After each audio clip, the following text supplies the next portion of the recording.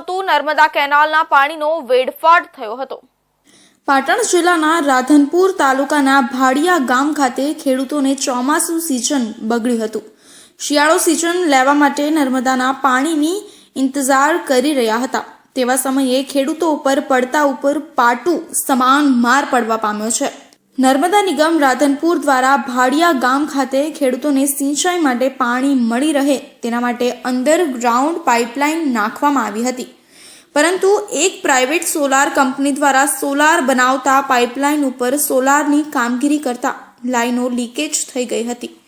નર્મદા નિગમ રાધનપુર દ્વારા ખેડૂતોને શિયાળો સિઝન માટે પાણી છોડવામાં આવતા પાઇપલાઇનનો લીકેજ હોવાના કારણે મોટી સંખ્યામાં પાણી સોલારની અંદર અને ખેડૂતોના ખેતરોમાં ભરાઈ જતા ખેડૂતોને મુશ્કેલીમાં વધારો થયો હતો।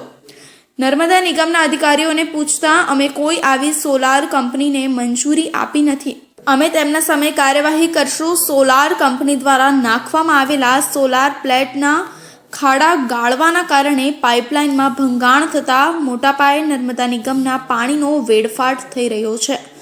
નર્મદા નિગમના અધિકારીઓ પોતાનો લૂલો બચાવ કરી રહ્યા છે। રાધનપુર તાલુકાના ભાડિયા ગામે પાઇપલાઇન અંડરગ્રાઉન્ડ આપતા નર્મદાની અમારા ખેતરેમાંથી નીકળી છે, તો સોલારવાળાએ અંદર જે અહીંયાનો ખાડા ખોદે 10-10 ફૂટ એને પાઇપ તોડીને અંદર માલ નાખી દીધો, એટલે પાઇપ સોલારમાં ફરે છે, અમારા ખેતરમાં ફરે છે।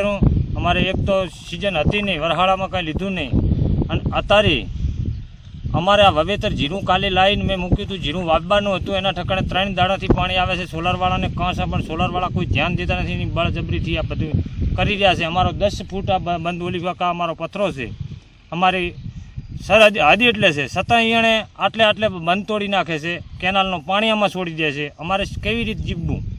ભાડિયા ગામના ખેડૂતોએ જણાવ્યું કે અંડરગ્રાઉન્ડ પાઇપલાઇન સોલાર કંપનીના કર્મચારીઓ દ્વારા તોડી નાખેલા હોવાનું જાણવા મળી રહ્યું છે, જેના કારણે પાણીનો વેડફાટ થયો છે। અમોએ જીરા પાકના વાવેતર કરવા માટે તૈયાર કરેલા ખેતરોમાં પાણી ભરાઈ જતા હવે જીરાનું વાવેતર કરી શકીએ તેમ નથી।